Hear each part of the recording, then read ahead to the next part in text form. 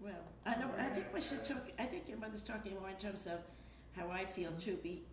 Never. I'm not out there. One Well, minute. I know. One You know, minute. I used to. Go ahead. 1 minute. One One minute. Just minute. hold on. Well, One then minute. stop talking. Okay. Go to the login link. Oh, wow, great acoustics here. I know, it's a Okay, beautiful house. here's the event. I know we're all gonna miss this house so much. Here's She's the probably sick of event. it, but And the rest of us are gonna miss this house. Event. Sometimes the most spontaneous things are the best. No, of course. you Here we know? are. We're on. And I'm talking. Let's see this. Okay. Put your legs together. Unmute. You hear Doesn't the look attractive. event. We are here to answer any questions from our audience. There's two people, and that might include me.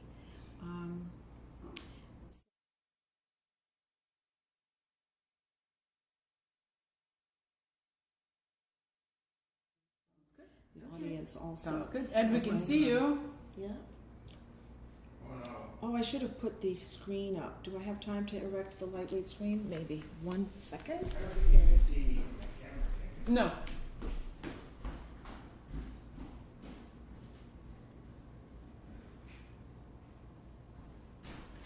Oh, we're on, but we're not talking. It's old picture. Oh, I don't think it's current. It's not yet. I don't think it's current. No. Because like Susan's not here.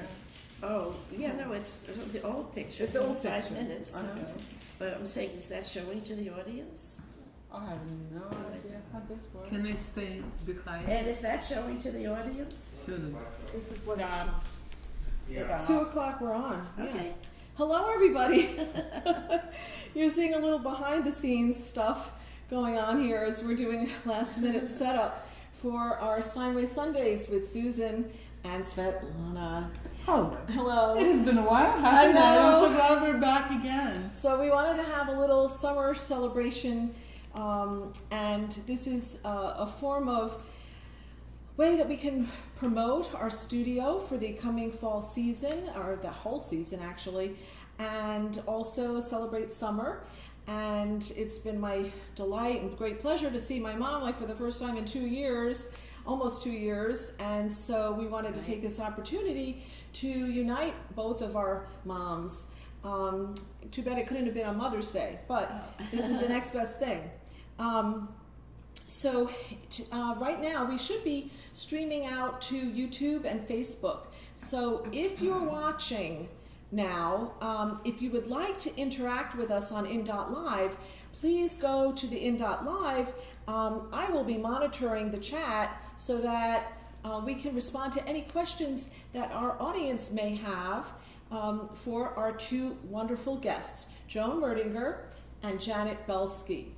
And the topic for today is I guess what you're all dying to know is, what is it like to raise a concert pianist? And we have two experts here, and we have two Steinway artists. So the other thing that we would like to encourage you to do is to take full advantage of In.Live's wonderful features. And you can leave a tip or an actual donation for Sheridan Music Studio. Our studio's in the Fine Arts Building, Suite 908. We are teaching there. We are holding concerts there. We rent it out as a live streaming studio, an event space, and do recordings as well. And we are in our competitions. And competitions, yes. We have Music with a View competitions now, moving into a twice a year format. So far we've had very successful Music with a View, Beethoven with a View, and Bach with a View. So without further ado, I think we should jump right into some basic questions that we will ask our own moms. And we're going to start at the very beginning with early childhood, or, from their earliest memories of what it was like, when the two of us were real young. When did you both know that your daughters were going to be concert pianists?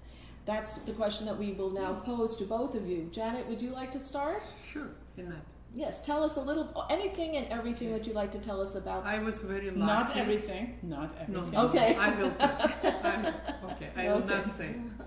But I was very lucky because at 3, when she was 3 years old, I knew already, and she told us that she will play piano. She did not know the word concert pianist or something else, and sorry for my accent, but she knew for sure that she will play piano, and this is her only one toy for all her childhood. She never had a doll, she never had anything, any toys, only piano. We did not have piano and couldn't afford it at that time, so it was very easy. On the table in the kitchen, she would place something upside down and play piano. So I was very lucky. We didn't have to think about anything else. And what year and what age did she begin 3. formal lessons? Did She start lessons by chance. We met, doesn't matter. Our neighbor was a teacher, and she once asked me if I want her to listen to Svetlana and talk to her. It was at age 6 probably, 6.5 maybe. So she listened to her, talked to her about something. I wasn't there. And after that she said that she is ready to give her free lessons if we are ready. So she started to give her lessons, and it went for about 4 or 5 months. And then her one grandmother became very sick, and the second too. So we dropped the lessons, and this is up to the 1st grade, when she was almost 7.5. She didn't take it more. Right. You want me to tell about No. Okay. So when did she resume? At first grade. First Oh, grade. in first grade. When Okay. she was 7.5. Yeah. She wanted to start earlier, but she wasn't. We are talking politics or not. Of course, we're always Okay. talking politics. So we wanted, because she liked it so much and talked about playing, we decided, and the teacher who studied with her for 2 or 3 months, she insisted for her to continue studying. We decided to go with her to special music school for gifted children in Kiev. So we went. It was about 360 people for 13 places. She got to the 3rd round. It was left only 13 of them. And in the end, after the 3rd round, when we were standing and waiting for results, one of the teachers come to talk to somebody from her who she knows, and she said, she was asked, do you find some talented girl of children? And she said, yes, one girl, but she is Jewish. And Svetlana was standing next to us. So it was the end of, I think, her being a child. And at that time, already people start leaving the former Soviet Union. And my husband was willing to leave the same moment. So they were ready to leave already the Soviet Union. Wow. But she went in the 1st grade normal school and the 1st grade musical school. But I was so lucky though in that regular neighborhood music school, because my teacher was just the right person for me. That's, the right fit, finding the right teacher and the right fit. Right. And it's very interesting because in many ways, I think my upbringing was very similar, because I had an option to go at some point in my early childhood to be like what many of the kids did, was to go to Juilliard pre-college. But my mother kept me at the Westchester Conservatory of Music for a very good reason, because I had a good teacher. I had 2 good teachers, wonderful teachers there. I have a question. So what you're saying is that it was because you are Jewish that She was not accepted. she was not accepted to the Kiev School for Gifted Children. Right. Yeah. Exactly. And that's just That was crazy. that was the Soviet Union. So when Yeah. people talk about institutional discrimination, as it was You've with us, experienced we actually it. know what it is. Exactly. Wow. Now, Mom, That was very interesting. would you Thank like to describe when you knew Yes, do that tell I us was about Susan. a musical child and the Well, early? Yes, I certainly would love to, since you asked. But I think you heard this story, or probably if you Doesn't were- matter if I heard it. I would like to Yes. know. So, I mean, so you know, before Susan was born, I was a pianist. At some point, you may not know. And when I was pregnant with Susan, I said, I just can't sit here for 9 months doing nothing. And I said, I think I'll take piano lessons again. And I went back to a teacher who I had had prior to that, who was the actual head of the Westchester Conservatory.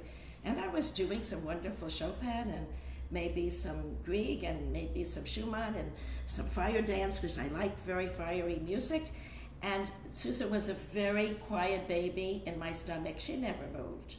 But as soon as I started to play, this child was, what's going on here? And this was always, whenever I sat down at the piano. Then, fast forward, she went to the piano. By the time she was 2 years old, she's reaching for my keyboard, tiptoeing and trying to get her fingers on that piano. And of course, I started, as soon as I could, teaching her little things. Here we go, up a row. And CD, from the beginning. And then when she was about 5, she came running home one day from kindergarten. A man came with a box with a bow. I want to learn it. With a stick. With a Only. stick. And A I said, wooden it stick. must have been a violin. And she begged me for lessons, begging me for piano or anything. I said, we're moving. So when we moved, and I was teaching her. Then we moved, she was 7, and I said, okay, it's time. She's begging. Now we moved. I want my lessons. So she was a child who was wanting to play all the time. And she never stopped. It was not practicing. It was her true love, and she was going to do this for the rest of her life. And she did. Yeah. And here we are. Well, I how think how different they are. Svetlana was different from Susan. She was a very noisy kid until 1 year, when she was 1 year old. I never slept. She was crying all the time, but She wanted to play the piano. no.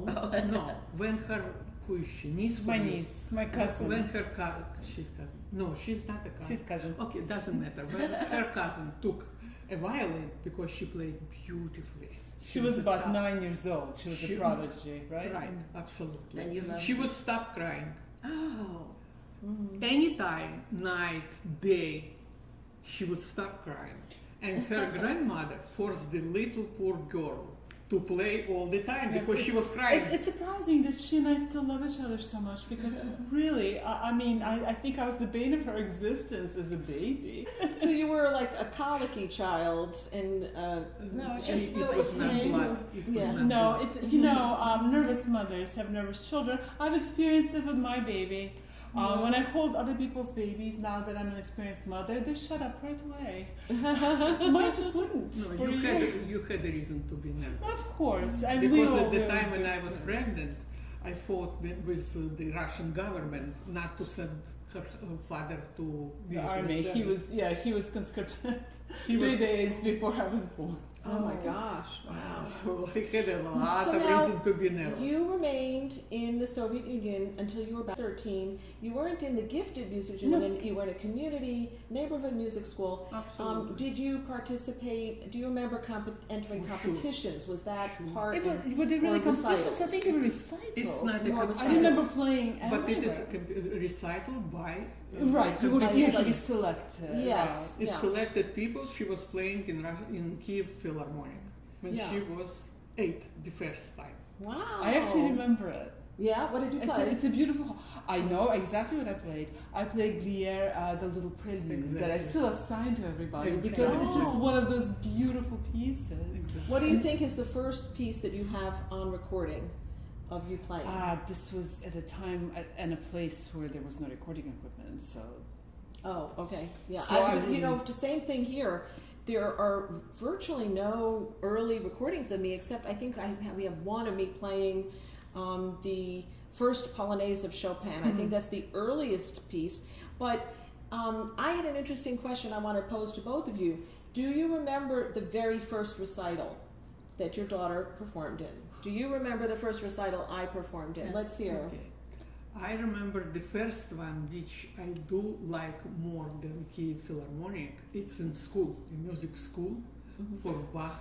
Oh, that's right. Recital. My love of Bach was not born randomly. It was. I was absolutely- little, but I still remember that program. They did a beautiful job. They had candlelight, so that everything was in the right absolutely mood. beautiful. And I think I remember what I played for that as well. I think it was the little F major prelude, from the Little Preludes. I was very little. I remember candles on the piano. I remember being Liberace style. yes. Fire safety unimportant, but I remember falling in love with Bach.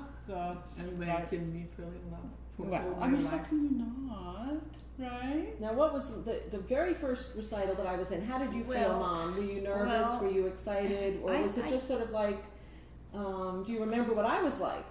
Oh yes, well you The were first always recital. very composed, and I always knew it was going to be perfect. So your first recital was probably my first waltz, Yeah. but you mentioned, just to go back